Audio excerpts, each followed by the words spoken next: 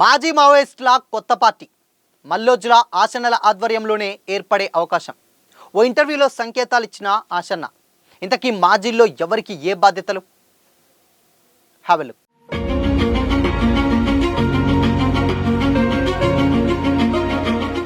నమస్తే, welcome to Disha TV.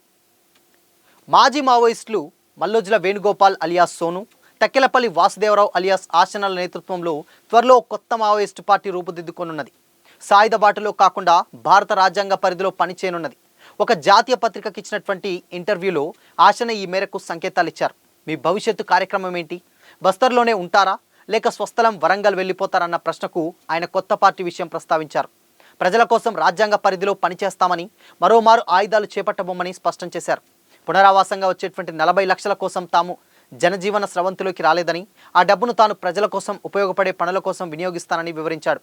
కొత్త సంస్థను ఏర్పాటు చేస్తే ప్రభుత్వం నుంచి భూమిని అడుగుతామని, ఏ రకమైనటువంటి వ్యాపారం చేయబోమని తెలిపారు.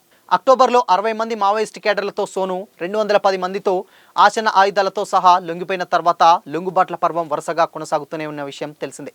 లేటెస్ట్గా తెలంగాణ డీజీపీ ఎదుట కూడా 41 మంది నక్సలైట్లు 24 ఆయుధాలతో లొంగిపోయారు. ఇంటెలిజెన్స్ వర్గాల అంచనా ప్రకారం ఇప్పటికే లొంగిపోయినటువంటి మావోయిస్ట్ కేడర్ల సంఖ్య 600కు పైగానే ఉంటుంది. వీరందరూ కూడా ప్రస్తుతం మహారాష్ట్ర, ఛత్తీస్గఢ్, తెలంగాణ రాష్ట్రాల్లోని వివిధ జిల్లాల్లోని పోలీసు హెడ్ క్వార్టర్స్లో ఉంటున్నారు. కేంద్ర హోంశాఖ విధించినటువంటి 6 నెలల గడువు తర్వాత వీళ్ళందరూ కూడా ప్రజల్లోకి వస్తారని, వారి ఇష్టాయిష్టాలను బట్టి తమ ఇళ్లకు వెళ్ళిపోవడమో లేదంటే ప్రభుత్వ పునరావాసంలో భాగంగా ఏదో ఒక ఉపాధి పొందడమో జరుగుతుందని పేరు చెప్పడానికి ఇష్టపడిన ఒక పోలీస్ అధికారి చెప్పారు. అయితే ఇప్పుడు ఆశన్న చెప్పినటువంటి విషయాన్ని బట్టి వారిలో కొంతమంది కొత్త పార్టీలో చేరి పనిచేయవచ్చని కూడా ఆయన వివరించారు.